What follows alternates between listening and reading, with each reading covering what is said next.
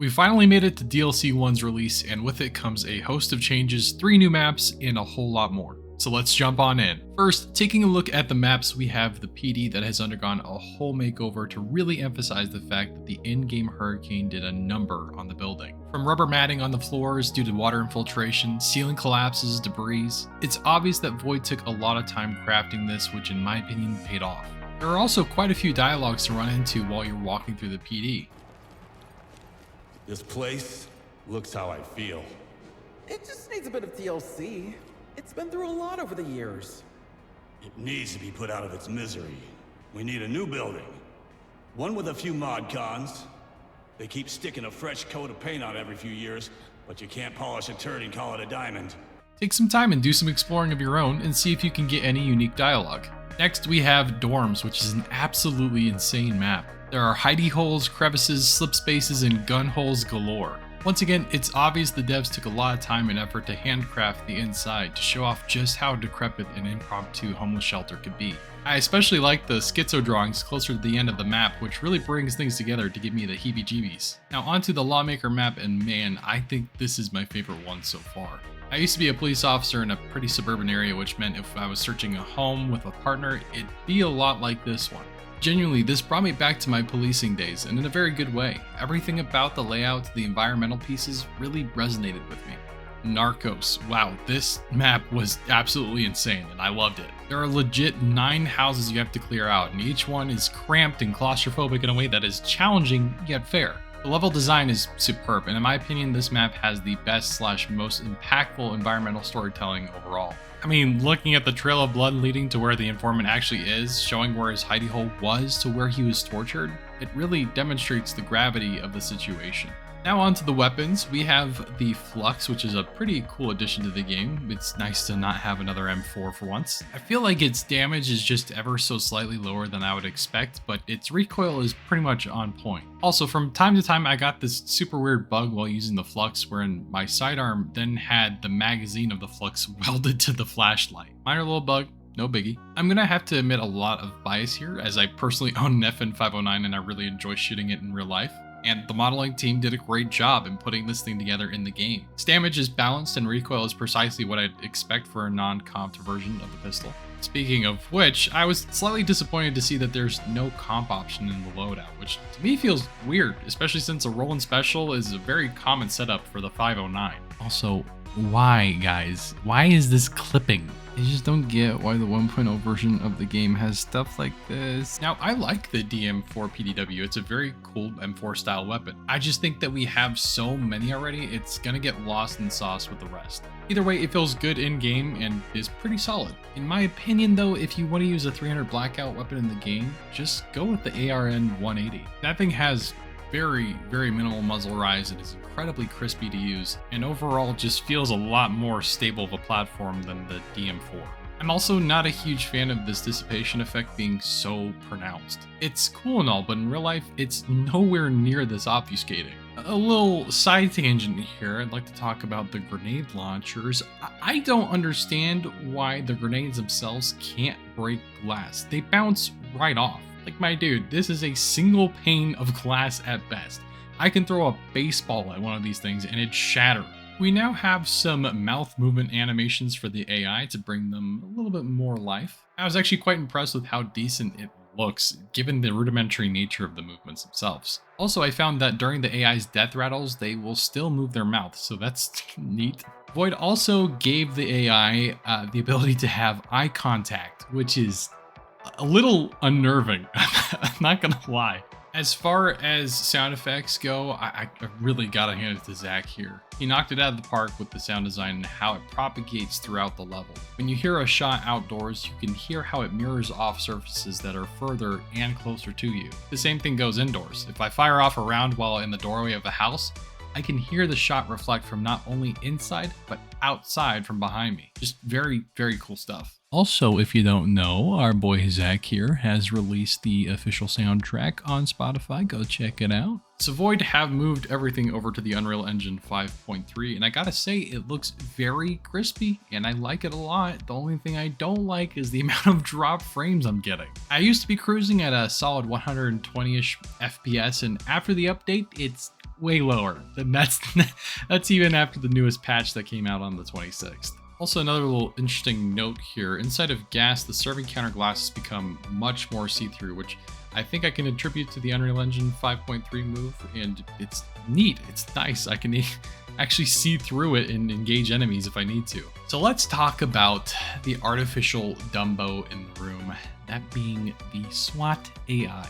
The AI have not really changed all that much in terms of how they handle pathing, and in some ways have actually gotten worse. Before the DLC, I always noticed that the SWAT AI kind of overpenetrated, but now it's to a fault, and super badly. The best example thus far has been dorms. Once they get into the open common area of the dorms, they start sprinting through the level, and not in a good way. As I've reiterated multiple times on this channel, the order of priority for threats are people, open doors / areas, and then closed doors. These dudes just send it past every single open door possible until they reach the end, completely ignoring all of the rooms they ran past. And look, they get to the end, they pull a 180 and head back to the one open door just for it to be an entry to the upstairs. And then they forget all of the rest of the open doors on that level. So we're in dog water. Look, A, it's obviously just bad tactics, and B, if they are doing what I think they are and making decisions about entering rooms based upon whether or not a suspect AI is in there, that ruins any level of belief that these SWAT AI are anything other than omnipotent cyber beings with X-ray vision that are also completely dumb. If you want the player to believe that the AI are even slightly real, give them fear. Nothing in this world would make me feel okay with 5 open, unaddressed doors behind me in real life. And the same feeling should exist for the AI. Give them fear. To go along with that, give them an IQ above room temperature. Look at this. We enter a room just for the 2 officers to stare back at where we just came from. I'm all for an officer watching the rear, but for 2 to be staring into outer space from where we were just sitting inside of the fatal funnel, mind you, is baffling. Also, I have encountered this several times now. I've entered a room, began a gunfight with the suspect just to watch the SWAT AI abandon me mid-shootout. Like, what is this? I'm gonna say this is part and parcel with the overpenetration issue, because they just continued to clear rooms while I'm being shot at. Look, I'm not expecting the SWAT AI to run to me every time I get into an engagement, but when I'm actively being shot at from the 2nd story, I expect them to hang around and help me engage, or maybe at least investigate the threat and not just run away and start clearing the rest of the level. And on top of that, they will still run in front of me while I'm actively shooting and getting shot at. I just don't get it. I want to be convinced that these guys are tier 1 operators, but they run around like they have a bag of gumballs rattling inside their skull. Also, I am once again asking for the SWAT AI to be no clippable, because this is incredibly infuriating to be getting caught in doorways with these schmucks all of the time. Now, to be fair, as of 7/26/24, a patch was released that kind of made them a slight bit better, but I still encountered a fair number of fumbles by the AI. The suspect AI feels decent. They still can feel super twitchy overall. In Narcos, they feel especially tanky unless you're using 300 blackout due to pretty much every single one of them wearing body armor. They also feel pretty cheesy on Lawmaker, where the AI will hit the tightest angles possible to the point where they have maybe 2 pixels of their head exposed and they'll wallbang you. And I get it, it's a tough balance of making things challenging versus just wrecking the player, but also I'd like to have some semblance of an idea as to where I'm being shot from. I do like that on Lawmaker, the enemy AI tend to take hostages more often. It makes sense for the lore for them to be doing so, and also it presents a super interesting challenge to the player. I think overall that the suspect AI just needs some more smoothing out before it's really close to being stable. Now for the segment of the show where 60 provides feedback / an absolute tirade to the devs.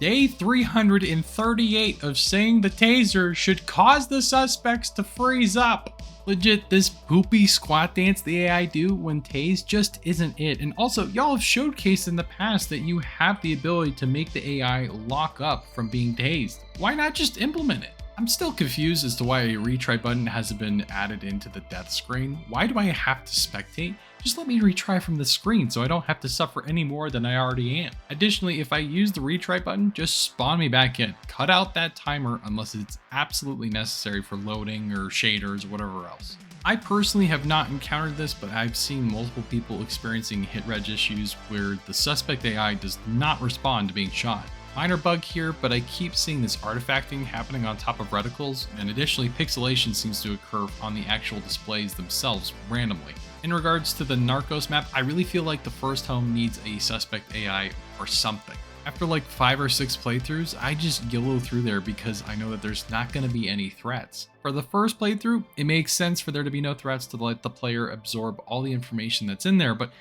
after that, let's spice it up a bit. Speaking of that first part, why is my character saying talk, evidence bagged within the torture area? What's he bagging? The blood on the floor? Let's get some new voice lines. On Lawmaker, the skybox is directly visible from the spawn point in the back. Like, add a privacy bush or a fence or something, man. This just looks sloppy. There's a litany of other things that I'd like to address, but I think this is a good starting point overall.